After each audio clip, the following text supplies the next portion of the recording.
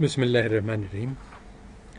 So, we have studied the failure of supply and demand theory for the labor market, and that is really the key. Why is there unemployment?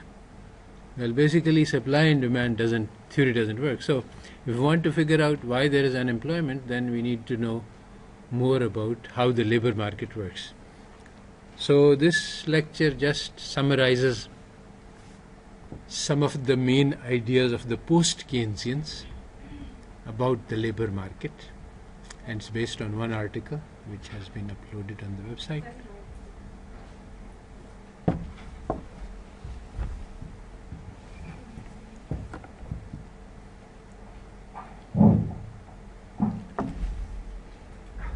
So if you read the article, you will get the... So from Monday, we will be starting on modern monetary theory. I will upload the relevant materials, the text and the stuff, so that on the website. So today we just finish up with the last of these topics.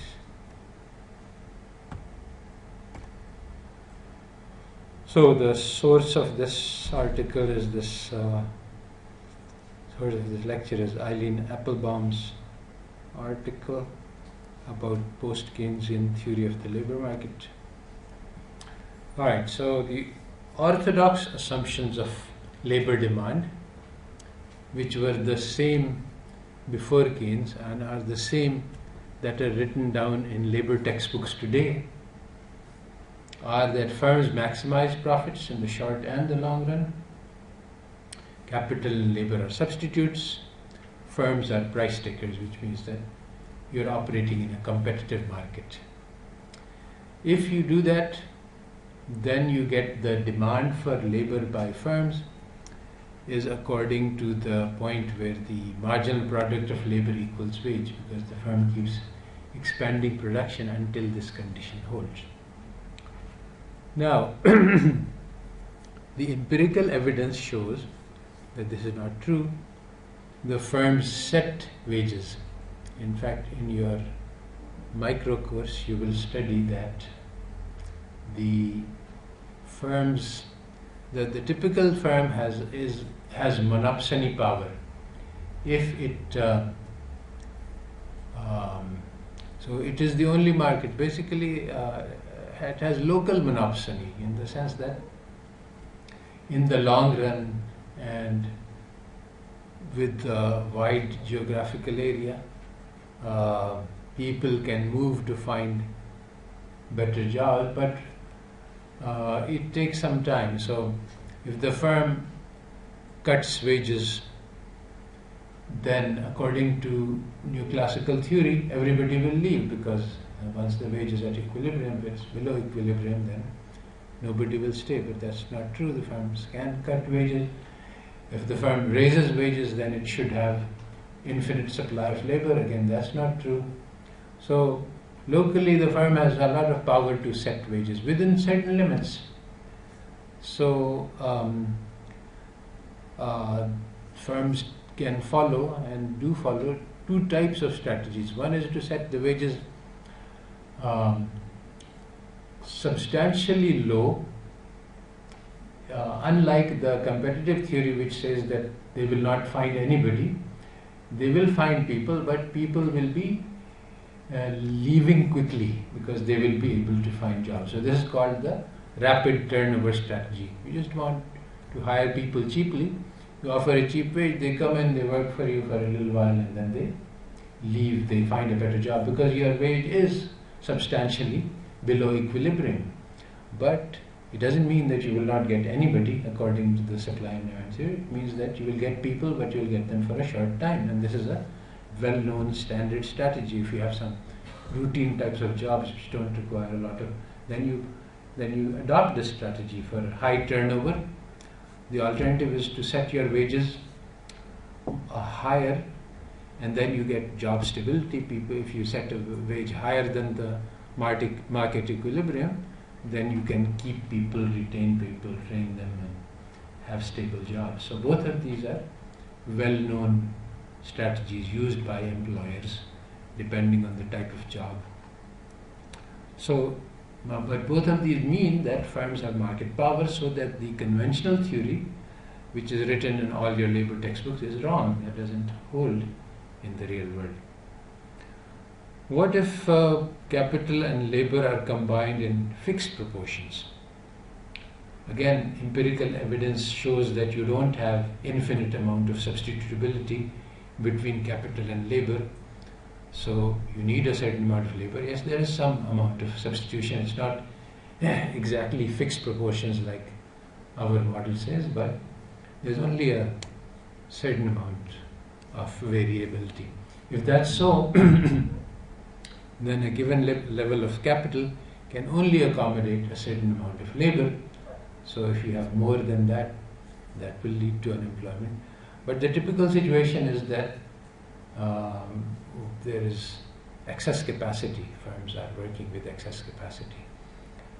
So again, that's hard to explain. If you have a competitive market, then you can't have excess capacity because you're making profits and you try to expand. In a competitive market, the more you expand, the more you make, because the prices don't change as a result of your expansion because of the competitive assumption. In a competitive market, every firm is small, so you will keep expanding until you reach capacity, but it doesn't happen in the real world. That's because firms don't maximize profits. What the firms do actually is to try to maximize market share. And also, quite often the firms sacrifice short-term profits for long-term gains. So all of these things mean that the model of labor market that we study, which is used to calculate labor demand function, is not valid. So those are the assumptions about labor demand. Similarly, there is a set of assumptions about labor supply, that work is a sacrifice, it creates disutility, so you work only up to the amount where your real wage is exactly enough to compensate for the marginal disutility of the last hour of work. So, since work is disutility, your welfare, your utility comes from the leisure that you enjoy while you're not working, and also the income that you earn from that. And laborers then maximize their leisure and their income, and they minimize their work. But again, these assumptions have no match to reality. Very often people find work to be meaningful because it's such a large portion of our lives that it is very important for us to make our work meaningful. So this is a very important difference between the capitalist system of production and the Islamic system of production. See, in Islamic system of production, we are all together in an enterprise to produce goods for service. So everyone from the bottom to the top are equal participants in the production of a service to the economy. If I am producing, if I have a little tandoor and I am making bread, it is not, the capitalist system is I am making bread in order to earn profits. But the Islamic vision is that the production of bread is to serve the people, and we make money in order to be able to provide the service. So if I distribute the bread for free, then I will not be able to serve for very long. So I make enough money to be able to provide the service and to be able to pay my employees. So in that case, work becomes meaningful, and then my employees are also participants in the job, and they are also providing service. And actually, there is a hadith that all of the creation is the family of Allah, and whoever serves the family of Allah will become dear to Allah, will become. So, in that sense, all people in Islamic labor law, all people are equal in terms of dignity. It's not that the boss is superior and the laborer is inferior. And there is also dignity of labor. Even the sweeper who is cleaning out the bathroom in the masjid, he is earning a great ajr, and he is doing worship by making it possible for the people who come to pray to do their ablutions and wuzu and so on. So all of this is a radically different concept from the Western concept, where if I am producing bread and I hire somebody, then I am actually purchasing his time. He sells me his time and he returns money. He has no share in the process. He is not a participant in the production of the bread. He has just sold his time for me and he got money, and that's finished. So the production of bread, whether it's service or whether it's for profit, he has no concern with that. I mean, he may be baking the bread, but he does not own he's not a partner in the process of production of the bread. He's just a seller of labor. So that makes work meaningless. And actually, Marx described that the capitalist system creates anomie, creates this isolation, that the laborer is detached from the product of his labors. Even though he produces something valuable to the society, he is not really a participant in this process. He's just sold his labor, and he does whatever he is told, and what is produced is actually only owned by the capitalists. So this is the difference between meaningful work and meaningless work. So if work is meaningful, then it is not a disutility, and then you are maximizing. You will not necessarily want to minimize work. And we all know people who are workaholics, and they find work very meaningful, and they neglect their family and children and everything in order to do more work. In addition to that, work may be necessary for survival. You have to feed your family, and you have to earn enough to be able to live a decent life. So the welfare is not produced just by being idle. In fact, many people after retirement go into psychological depression because their life loses meaning.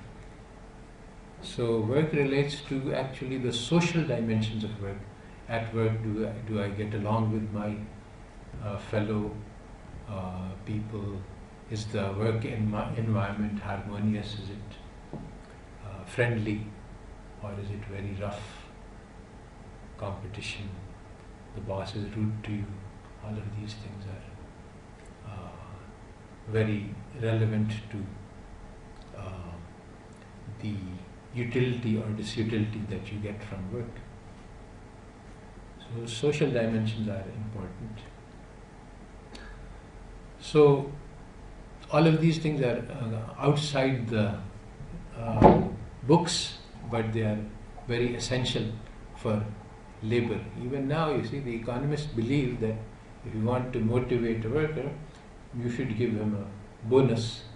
But in real life, it doesn't work like that. The motivation that people get from internal sources is much higher, much stronger than the motivation. So if you tell a laborer, if you tell somebody who is in your firm that, look, we are doing something very important, I am counting on you to do your best, that is motivation. And you say, if you produce so many pieces, then you will get so many rupees per piece. So that's motivation. But now what he will do is he will produce substandard shoddy pieces to fill the count rather than and so the internal motivation produced by and the external motivation produced by rupees are very different types of things, and they lead to different types of outcomes. So classical theory, which is taught in all the textbooks today, leads to the following conclusions: that supply and demand will drive economy to full employment. Unemployment happens because of wage rigidities, so the wage cannot adjust to match the supply and demand level if it's too high. Also, unions demand extra wages for the laborers, and that leads to unemployment. Keynesian policies work only if you are in depression. So, in that case, you have a serious shortfall of aggregate demand, then you can go in and do Keynesian stuff. But in normal situations, Keynes is not relevant.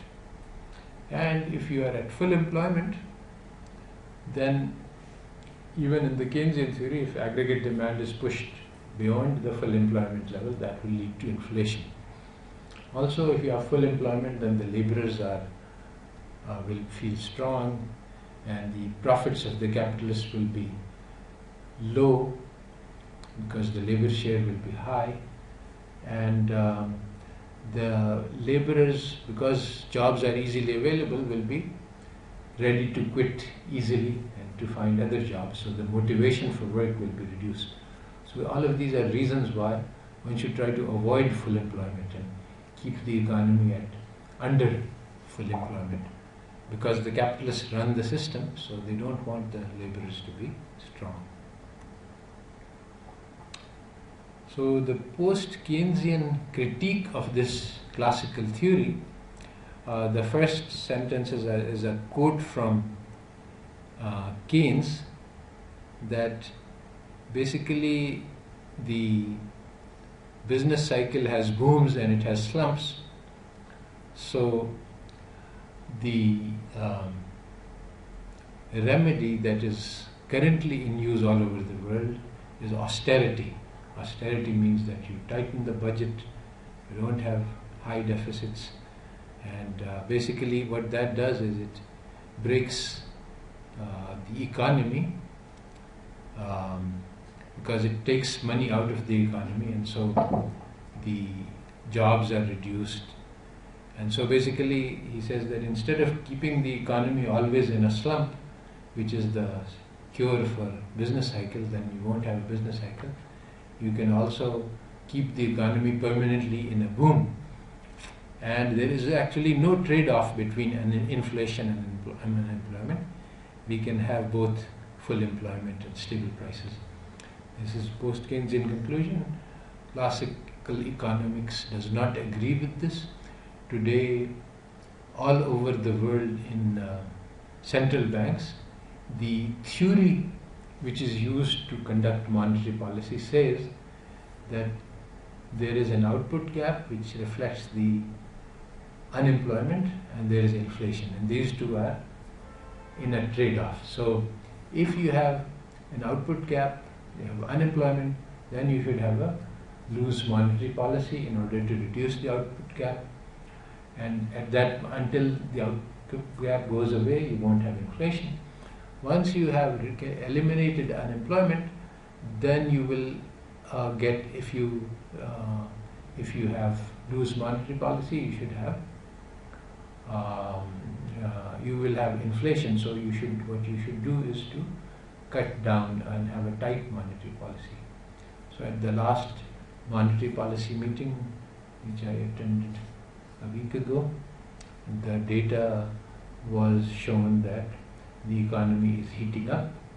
We have aggregate demand is high.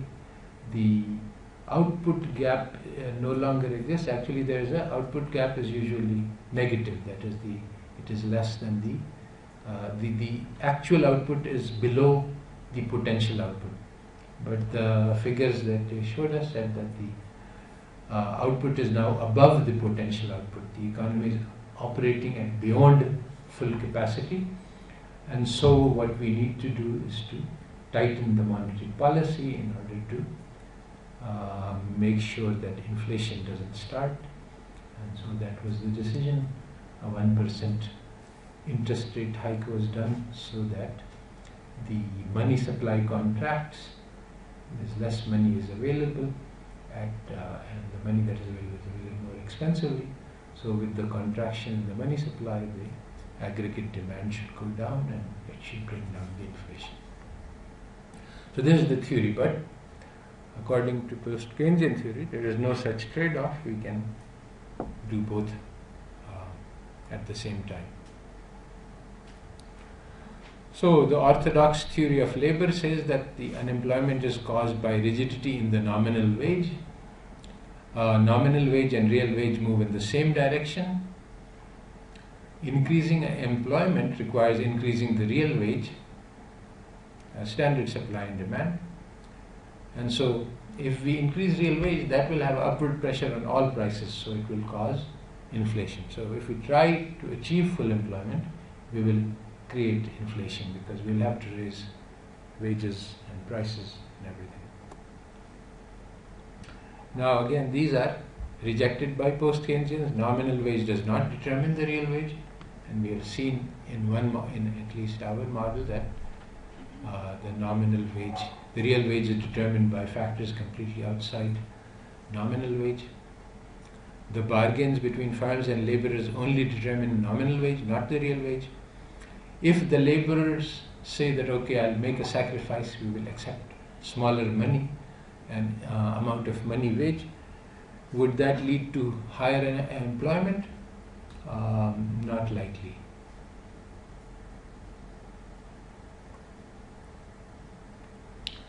So the post-Keynesians, so I've just reviewed the orthodox theory just so you have a grasp on what they say, and now we consider what the post-Keynesians say about this. By the way, the post-Keynesian is advisedly in that this is not exactly the same as Keynesian theory, but Keynes pointed in the right direction. This is where we have to look. And substantial progress has been made since Keynes. So many of these ideas are genuinely post-Keynesian. These are not present in Keynes. So what are the determinants of the nominal wage? Well, it's relative bargaining power. So as we say that the firms are actually, all firms are monopsonies. So they have bargaining power. They determine the wage. And today, if I go and this has happened, and I say, okay, I will put an additional 10% tax on all wages in my in PIDE. So according to classical theory, tomorrow nobody will come to office because they will all find better jobs at the equilibrium wage. But actually this is not what has happened. But it is definitely true that some people will start looking for jobs. And so the market power exists, but it's not unlimited. So there's the bargaining power of the firms, and then there's the bargaining power of labor. If the labor power is stronger, then they can get everything. Again, in our model, we saw that the wage can be such that the landlords get subsistence wage, or it can be such that the laborers get subsistence wage, depending on the relative power of the two. And in the game theory examples that I gave you to solve, if both sides are united, then again the bargain, any point in the middle will be an equilibrium, which just shows that in that case anything can happen. It depends on. So some of the things. So given that, you see, in neoclassical theory, the wage is determined by the marginal product of labor, so there is no bargaining, there is no issue. But now, if we come to post-Keynesian theory, then the wage is indeterminate. It can vary from very high to very low. So then what is going to determine it? Well, one of the issues is the bargaining power, but the other is also social norm, particularly what is considered fair. That is a very important determinant. So technical properties of the production function do not determine the wage, but the concept of what is fair. And this concept itself can change in time. So that is a very important thing. So when you are trying to, when the labor unions come in and they argue with the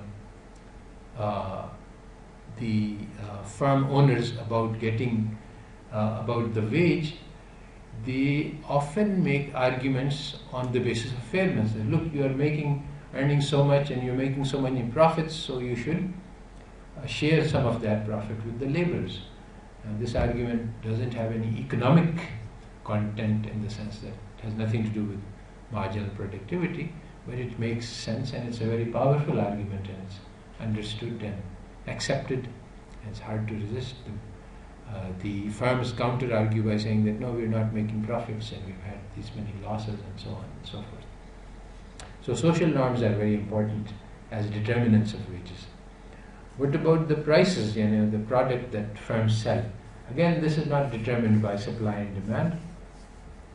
If typical firms, as you will see, if you haven't seen already, the surveys of firms show that most firms set prices. About 90% of the firms set prices. So again, they're not price takers, so there's no competitive market theory that's applicable.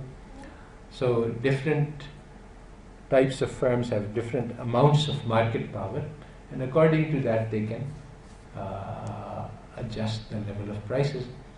Another factor which determines is that typically firms finance investment by internal firms. They don't go out and borrow funds. Again, so if the firm needs to have some cash in order to expand or in order to upgrade to new technology, then it might set prices to be higher than normal so as to make money to be able to do this. If it is trying to compete with other firms on price, it might set a lower price. So there are many factors which are outside the competitive equilibrium theory, outside supply and demand, which go into determining prices. So what about real wages? Real wages are again determined by in a different way. So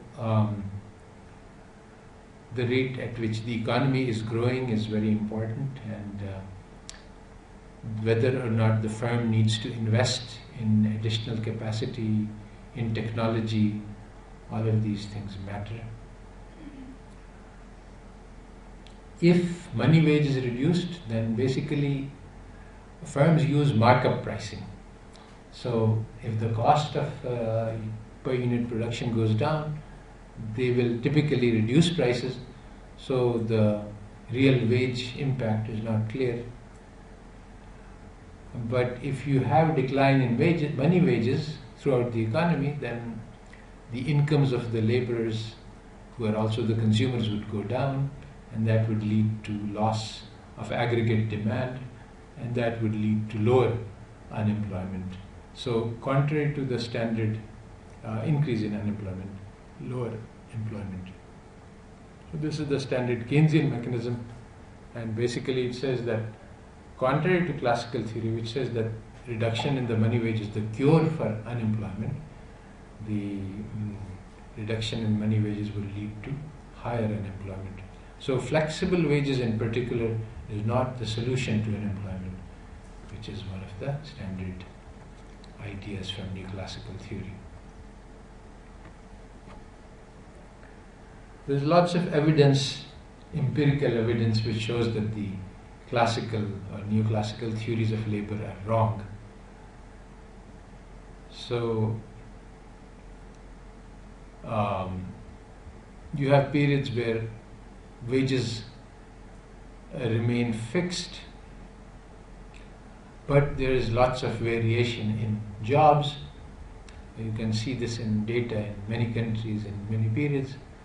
And so basically the amount of job creation in economy depends on a lot of things. It depends on the type of jobs, the type of industries that are going. Some industries are labor intensive, some are not so labor intensive. So depending on what kind of things are going on in the economy, jobs can be being created or they can be being destroyed, and that will depend. That is what will matter in terms of how much employment there is, not so much the real wage.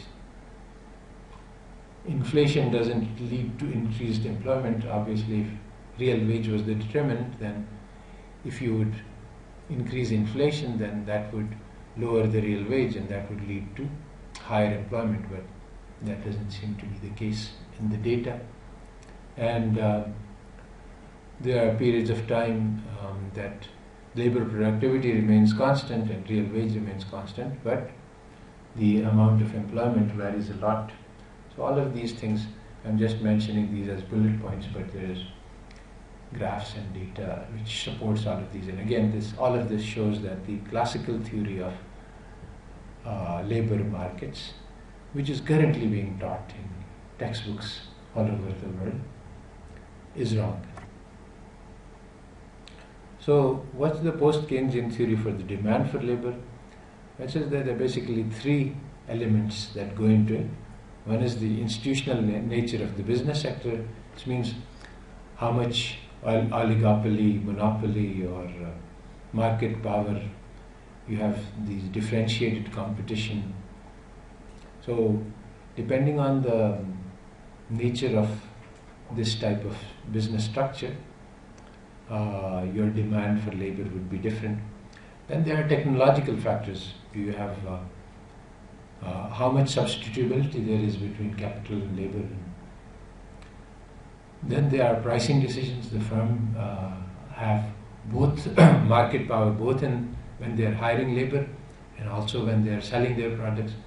So depending on how they make their decisions, they will hire more or less labor.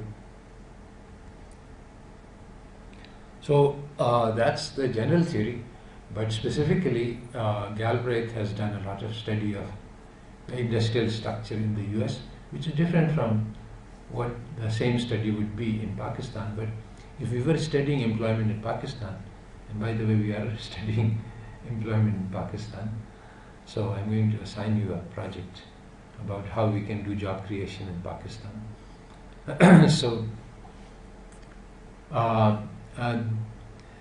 that will depend on these factors. What exactly, I mean, according to economic theory, there is no such thing as job creation. There is a supply of labor and there is a demand for labor, and they equilibrate, and there's nothing you can do. But this is not true, of course.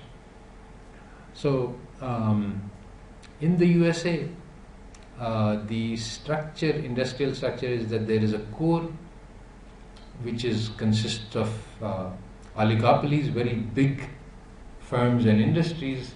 They have very advanced capital, more capital, so they have high capital labor ratio. They use sophisticated technology. They have a lot of training cost for skilled and labor, and they have high wages, and they have need for a literate and stable labor force, and typically they have trade unions in these industries, although they have been trying to defeat them.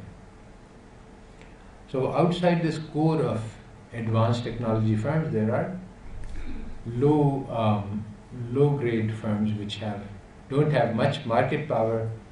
They use old management techniques. They have low capital, low skill, low wages, seasonal employment, unstable workforce, and no labor organization. So there are both of these types of firms in the USA. Yes? Not quite. In the USA there is no informal sector as such. In Pakistan it would be like that. But in USA there would be, even the small firms would be having their tax forms and their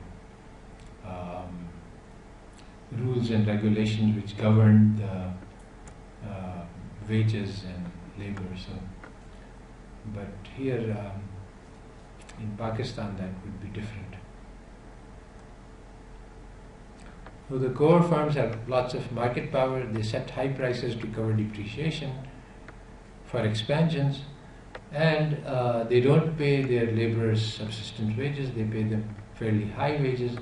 If they have profits, they share this to some extent with the workers, because they need to keep a stable workforce, and because of their market power they also achieve higher rates of profit. The firms which are the peripheral ones, they don't have market power. They don't have enough profits to invest very much in upgrading they pay low wages, they can go in and out of existence, they can go bankrupt quite easily, they have temporary jobs, they don't offer much benefits. So in some sense, Marx talked about the pool of surplus labor which is used to control labor by capitalists. So even when you are at full employment, this pool always exists, because the informal sector or this peripheral sector, there are always plenty of people available. So if the core firms want to expand, they can just attract people from this sector. They don't have to go to the unemployed people.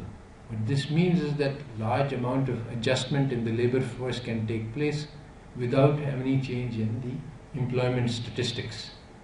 And that's what's happened recently. Post global financial crisis, there was huge unemployment, and now everybody is saying that the economy has recovered, unemployment is low.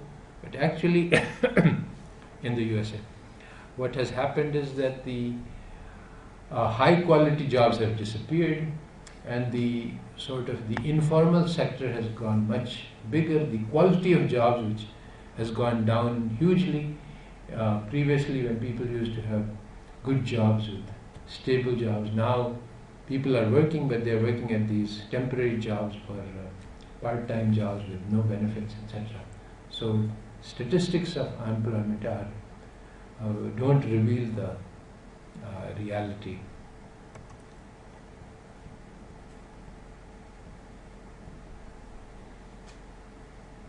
So the theory of the market, which you are all taught in your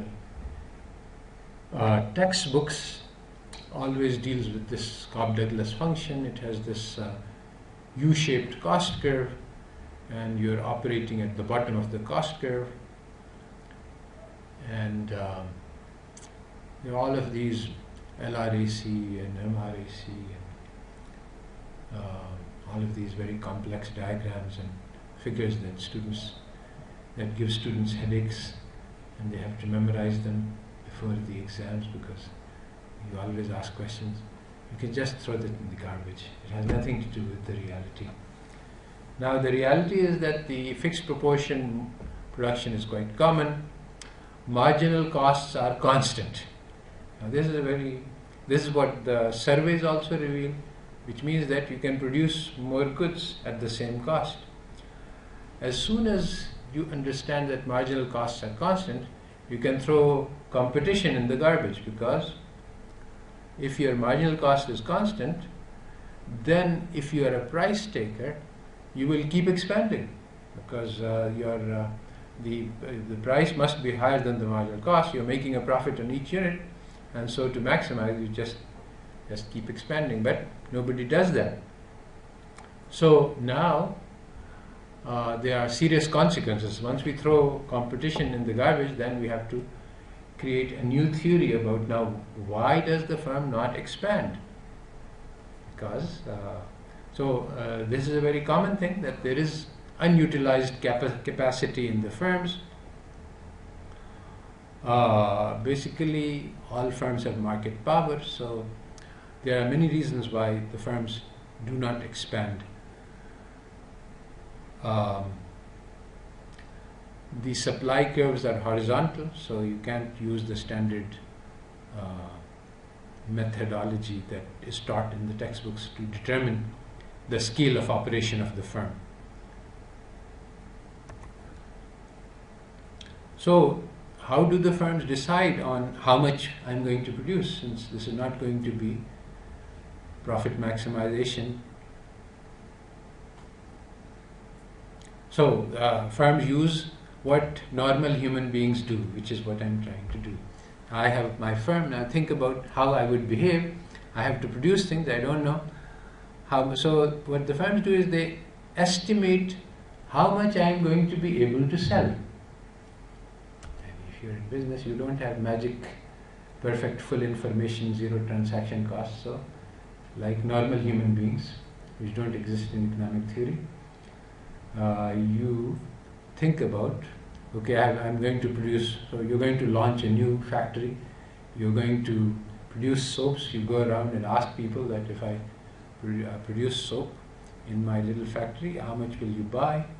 And after taking a market survey, you get an idea that if I produce something that's decent, I will be able to sell about 10,000 bars of soap. So that would be my guess. Okay, so when you have a target level of sales, then you say, okay, to produce 10,000, it will cost me 10,000 rupees. So so how much profit should I target for? So let's say that I think that 20% profit would be reasonable. So I say, okay, 10,000 rupees is my cost, so what I want to do is I want to make 120,000 rupees, so I should price the bar at 1.2, 20% higher than my cost. That's it. So that's what I will price at. Now what will happen might be very different. If all of my guesstimates come true, then I will end up making profits. But suppose I only sell 500 bars, then it's not that I'm going to adjust my price. I have announced the price and that's what I'm going to sell for. I'll make a loss. A lot of my goods will remain unsold. Those I will dispose of, and either I'll shut down the business, or I will think of a different strategy and say, okay, this is how much I can sell, this is the normal level, and so let's just redo the calculations. So those are the things, but unexpected variations can occur. At the time I'm planning, I say this will be my cost and this will be my profit, but wages could become higher. Some of the things that I plan to buy could have an unexpected increase in price, or they could have an unexpected decrease in price. And all of this will have impact on my profit. Typically there's a market structure, there's a price leader, there's a big firm which is producing a lot, and that price I will have to set my price in accordance with that. Either I will make it cheaper than that, or I will try to produce something which is. So what they do, I don't have complete freedom to set my price, but I have some amount of freedom. And basically what the firms try to do is they try to survive. They're not maximizing profits, they want to have market share enough that they can continue to work. So all of these things are rather different from the classical theory.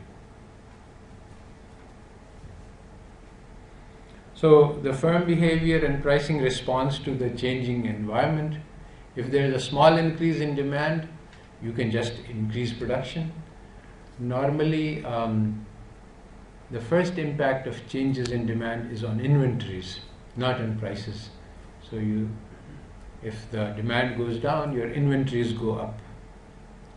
And if the demand increases, you lower your inventories and try to build up more production. But there's no, unlike the theory which you have learned, if the demand increases, the price will change. That's not how it works in the real world. If there is a small increase or decrease in demand, the price does not change, but the inventories change. But if there is a large increase in demand, then the firm will try to expand its capacity. And for that, it will need to earn more money in order to invest in production. So it will increase prices. So here we have classical demand increase, price increase. But this is not because of the operation of supply and demand. It's for a completely different reason. And that makes a difference, because if you want to study what happens, you have to look at the right. So it's not because of price equals marginal cost or because of supply and demand. It's because of the firm's desire to generate internal funds in order to invest in building up capacity. Similarly, so how does the demand for labor work at the aggregate? Well, how do the firms make decisions about how many people to hire? Again, what the firms do is they have some idea of how the economy is going, whether the growth economy is growing or not. So if the economy is growing at 3%, they say, okay, how much of this will come into our industry? How much, given that the overall economy is growing by 3%, how much will it impact on our industry? And different industries have different responses. Some industries are recession proof and they keep going. Some industries are very responsive to the overall temperature of the economy. So people know in the industry how much the response will be from experience. So they say, okay, this 3% will translate to 6% growth for our industry. And then, okay, so the industry itself is going to grow for 6%. I have a 10% share in this industry. So I can calculate what my demand will be next year. So how should I set my prices? It will be determined by markup over average cost. So now there are in the industry, I have some core people who are indispensable. Those are the people who run the business. So those are part of my fixed cost. I don't change them whether market is bad or good. But then there is a variable amount of employment, and those basically the planned output levels are proportional to the planned employment levels. So if the economy is growing, employment will grow, and this doesn't have to do with a supply and demand theory. So what about the supply of labor? Labor is not about labor leisure choice. This model that you all study, that I choose the number of hours I work. Nobody chooses the number of hours they work. You choose to work, you have a job, or you don't have a job. The number of hours is what your employer tells you, and this is how much you're going to work. So why do they need the number of hours? Well, because in order to get your equilibrium, you see, if you have declining disutility of labor, then at some particular, the labor leisure choice is the crucial thing, and your life is about maximizing your leisure, so every hour counts. So that's a completely different model and doesn't have anything to do with reality. And this is basically illustration of Friedman's folly, that the more ridiculous the assumption, the better the theory is. It's obvious to anybody with any experience in the labor market that this is a ridiculous assumption. It doesn't hold for anybody. Even the people who are doing part-time hourly jobs are not behaving like this. They try to get as many hours as they can because they need to earn. They're not trying to maximize anything. So again, another thing which determines the supply of labor is that most people work because of economic necessity. If you don't work, you will starve.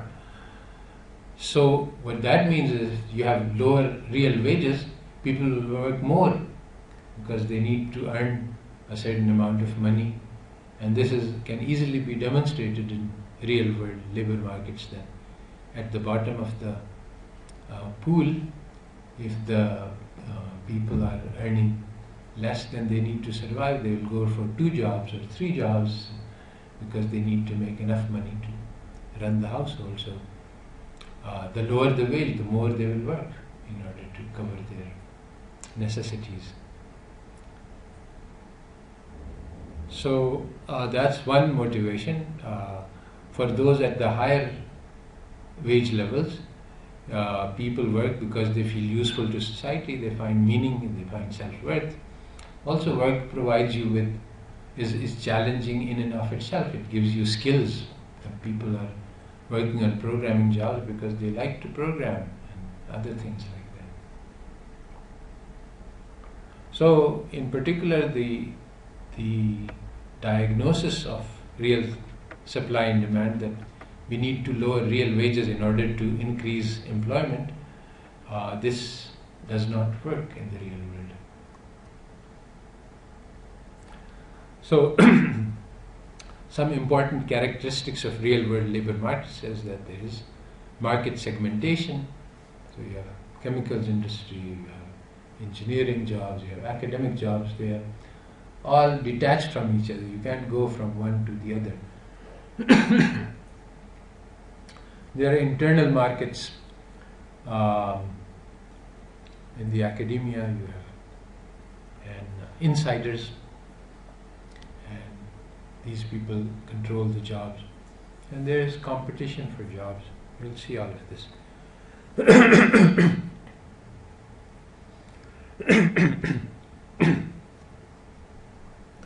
So there are different types of jobs, different wages, perks, and opportunities.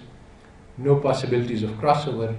In PIDE we have academic jobs and we have administrative jobs. You can't go from one to the other. They are very different in terms of their structure, in terms of what it takes to get a permanent job on one side and the other side. But there's just the perks, the wages, everything is different. The core skills required for job are complex. They are learnt on the job. So we try to keep a career ladder and provide perks in order that we don't lose core people. And we create differentiated jobs and we stratify them by grades. And that is helpful in keeping workers because, just like, you see, if you remember your basic theory, if you have differentiated products, then you have monopoly power. So if every job is differentiated, then there's no labor market, you see. There's one person who can do this one job, and there's no other job like it because we have a very specific skill. So if he leaves this job to try to find a similar job, there will not be anything quite like it. So there is no, see, to create your supply and demand, you have to specify that this is the job, this is the demand for this job. So there have to be a lot of jobs like that. But if every job is differentiated, then there's only one job like that, then supply and demand theory doesn't apply in that way. And since people cannot find exactly the same job, they will be reluctant to move. So it helps in stabilizing your labor force. So as we have seen, there's a primary sector which has job stability, good jobs. There's a secondary sector where we have people who are actually replaceable. So there actually is a supply and demand. In these sectors there's high turnover, low stability. For the core, for the primary jobs, we want stable people. So, and because the training is given on the job, you don't really need to check who is coming in. As long as they have basic criteria, you will be able to train them. So, then people use superficial screens like gender, race, education. So if you can get into the right job cluster, then you will get the right training, you will acquire complex job skills, you will have a good advancement ladder. But if you don't get into the right job cluster, then you will not get these things. So in the USA, once you have discrimination, it creates a self-reinforcing cycle. They say, okay, blacks don't work out very well on these jobs, so we won't hire them. And so you discriminate, and discriminate leads to a self-fulfilling prophecy. The people who are discriminated against get bad jobs, they don't develop skills. If they are tried out in the good jobs, they don't perform. And so there's this, when the civil rights movement got started in the USA, people said, these blacks, they can't read and write because they didn't send them to school because they knew that they couldn't read and write, and they couldn't read and write because they didn't go to schools. So it was just like that.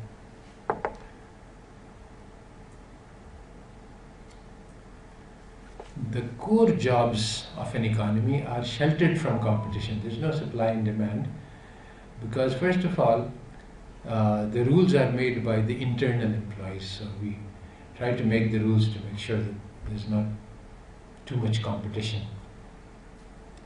But if the economy is expanding, then people get a chance to enter. But if it's not, then the people who are occupying the good job make sure that nobody else can get in. Actually the hiring policy of the firm is determined by the people who are in the core jobs, and they make sure that the policy is such that they don't get replaced. If there is low growth, then the way to prevent competition is to raise the standards. So if there is an excess supply of labor, what happens? I've given this example often, that when we had jobs for Naib Qazis at Islamic University and there were lots of people applying for these jobs, so what would happen? The real wage should go down? No. What did happen? We said, okay, we will require a metric certificate for everyone who applies. It's not really relevant for Naib Qasid, but that's one way to prevent an excessive, too many. I mean, if you have 1,000 candidates, you don't want to evaluate 1,000 candidates. So say, okay, let them, and it's a good thing. Why not get a matriculate when you have enough to choose from? So that will reduce your applicants to 100 from 1,000. So the effect of excess supply is not unemployment, but disappointment, in the sense that people with same credentials will get worse jobs. It's not that they will be unemployed. They will not get the jobs that. And today, the PhDs cannot get the jobs that they could do 10 years ago. 10 years ago, there were very few PhDs.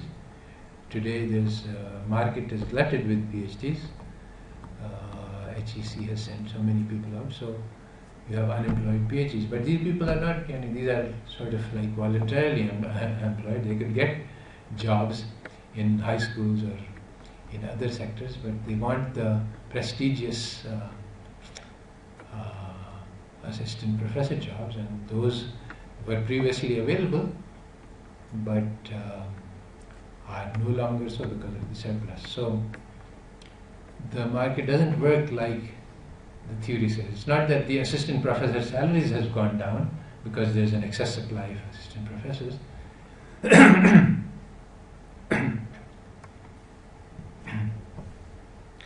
So, but these are the core jobs. But the same economy has an informal sector, and in this sector the rules are different. So if there is surplus, then again, just like I said, for Naib Qasids we look for people with metric degrees, but if there is shortage, we will say, okay, 6th grade is enough. The poor people who have low education, they will have unstable jobs with low earnings and high unemployment. And if I cut the wages, that will not increase employment, because I have, when I'm hiring Naib Qasids, I look for how many people I need. If they are available for cheaper, I don't say, okay, let's hire some more.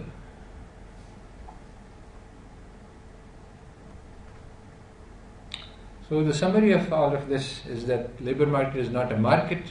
There is no market clearing mechanism like the ones that we have been taught, that wage goes down, supply goes down, etc. Variations in real and nominal wage don't have predictable effects on employment. Industry is oligopolistic, so they have market power both in setting prices and in setting wages. The production functions are not infinitely flexible like Cobb-Douglas, so there is a fixed amount of labor that you can hire in relation to what you're doing. Pricing does not occur by setting marginal cost, but it's markup pricing. The demand for labor depends on the level of economic activity in the economy and not on the nominal or real wage.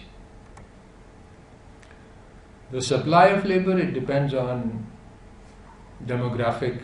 If there's a huge population like we have in Pakistan, so there's a huge supply of labor. It is responsive to job opportunities in a tight labor market. If more opportunities are created, more people will come in.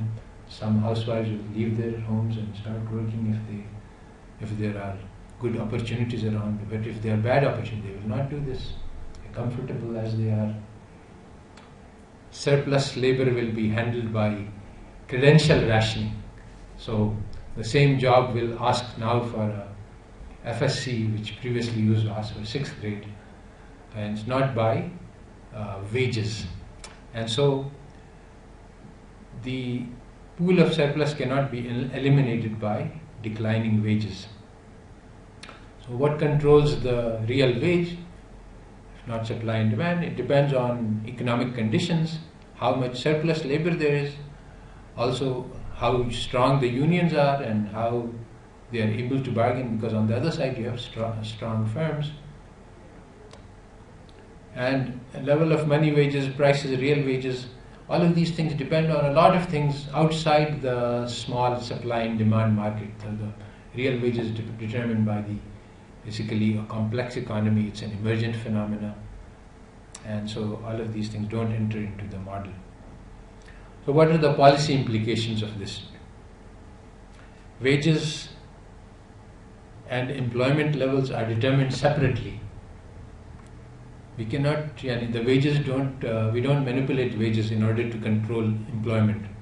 The main factor in the economy, in employment, is aggregate demand, which depends on, trying to create growth.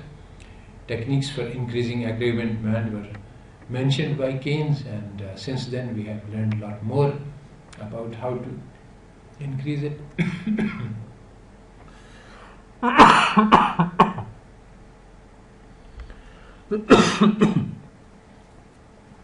Keynesian demand managed techniques worked very well for about 30 years, since starting from World War II up until 1970s.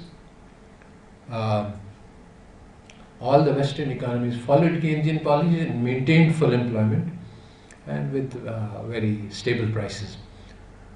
But in the late 70s, actually, if you look at the graph, it is amazing. Look at the graph of income shares of the top 1% and the income share of the bottom 50% or 90%. All of them show similar patterns. So basically, if you 1929 is one breakpoint. Up until 1929, you find that the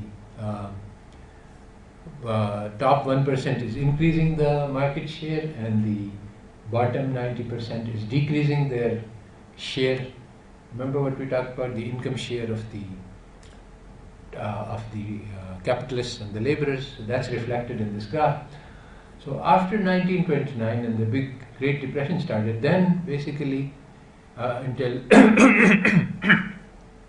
in 1933, very strong bank regulations were put into place. Banks were prevented from competing.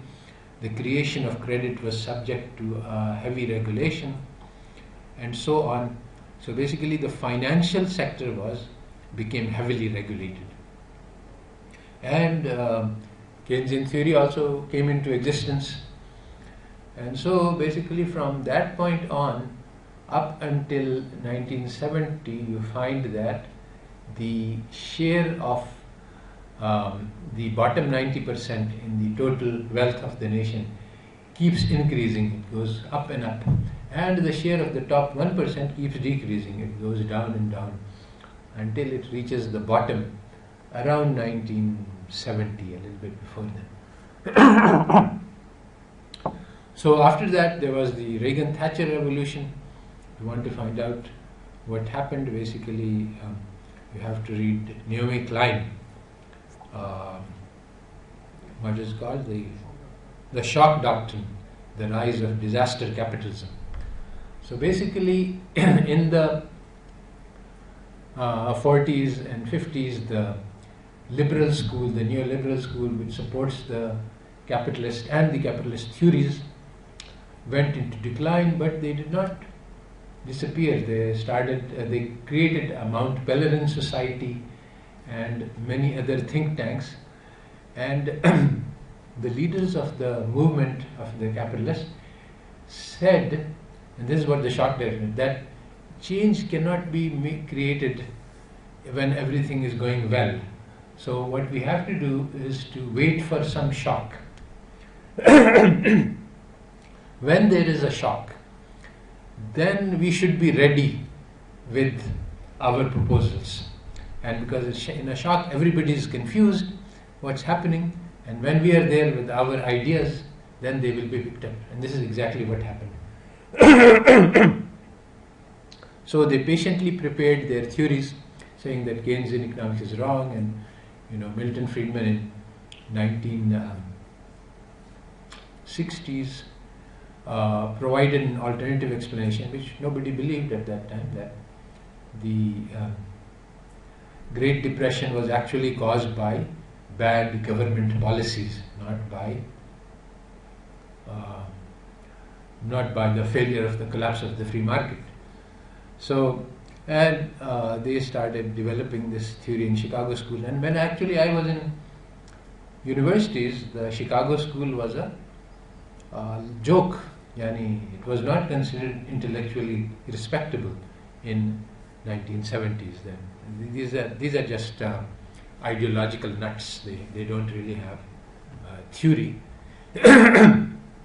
But for reasons which I have explained, they were very well prepared. And so Reagan, Thatcher, when they took over, then they immediately said, well, the crisis came because of the shock to oil prices created by the Yom Kippur War, in which America supported Israel. And so in retaliation, the Arab economies decided that we will cut off oil supplies to the USA. So that led to a sharp increase in oil, because oil enters into all production functions. So there was a general increase in price levels, which led to inflation.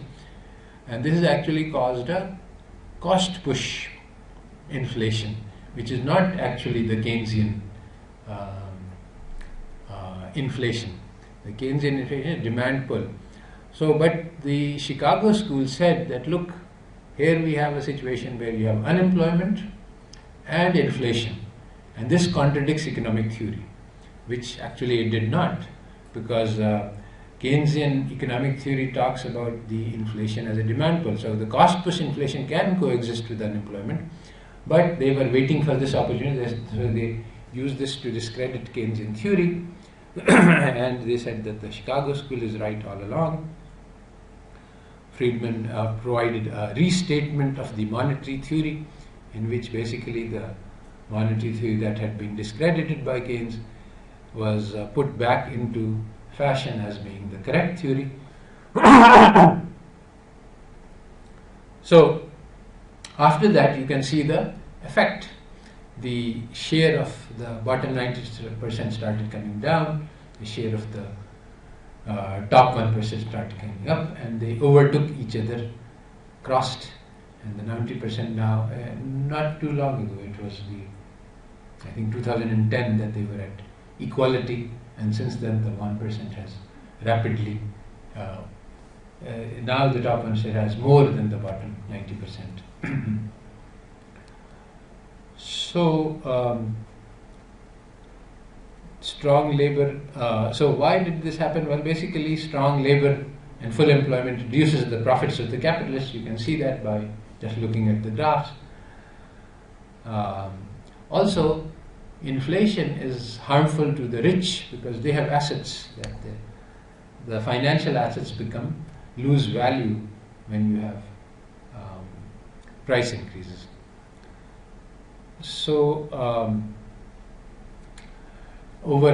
since the 70s, there has been a concerted movement all across the world that we should not target for full employment. So there is this theory of inflation targeting, that all the monetary policy should do is to try to control inflation.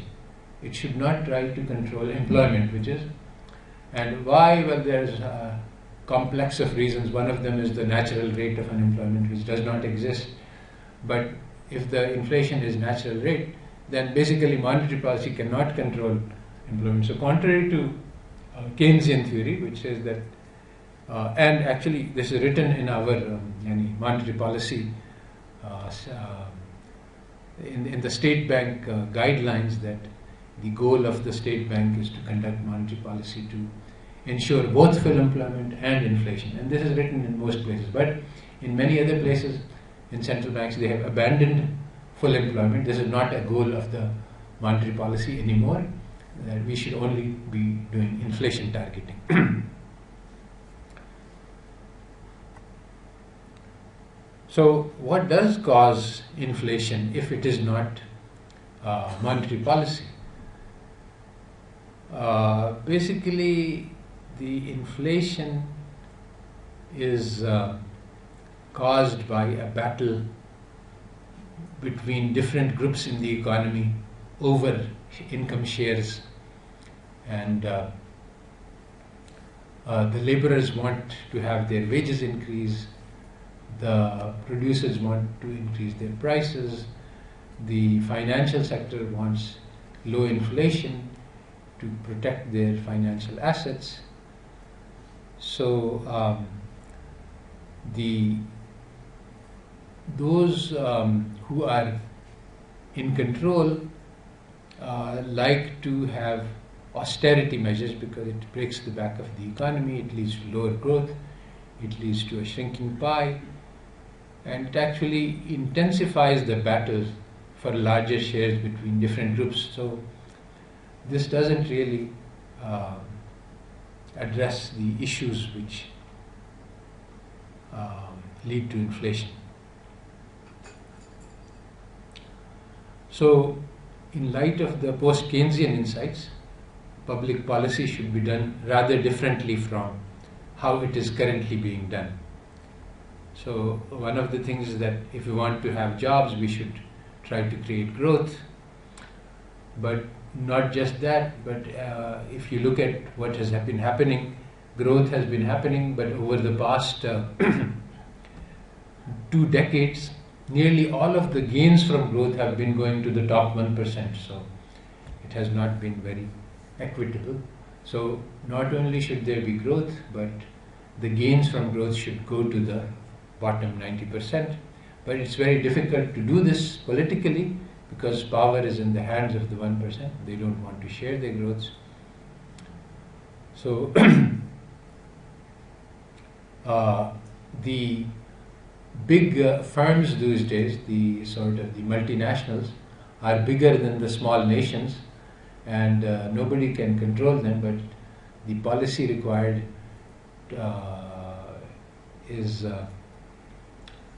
requires that their profit margins should be taxed and their investment decisions should be in the favor of the public to provide jobs rather than to maximize their profits. And equity requires that we need to create better jobs for the poor and the powerless groups, because all they have access to in even a good economy are the worst kinds of jobs. And this is not a matter of their lack of skill or their low marginal productivity, which is the standard theory. Rather, if you give them good jobs, they will acquire higher marginal products. So active anti-discrimination policy is required. Alright, so that's all for today.